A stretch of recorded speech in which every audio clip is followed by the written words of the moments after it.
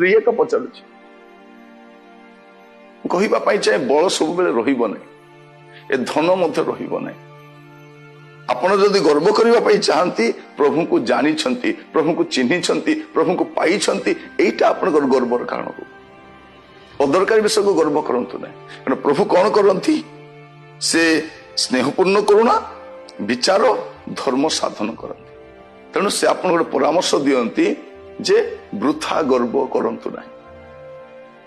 ଆଜି ବସିବା ସମୟ ଟିକେ ଚିନ୍ତା କରି ଦେଖିବା, ଏ ବାକ୍ୟ ସରିଲା ପରେ ବାକ୍ୟ ଶୁଣିବା ସମୟରେ ମଧ୍ୟ ଚିନ୍ତା କରି ଦେଖିବା, ଯଦି ଆମ ଜୀବନରେ କୌଣସି ଅଦରକାରୀ ବିଷୟ ଗୁଡାକୁ ନେଇ ଆମେ ବହୁତ ଗର୍ବ କରୁଛୁ, ଆଜି ସୁଯୋଗ ଅଛି ଆମେ ସଜାଡ଼ିନୁ।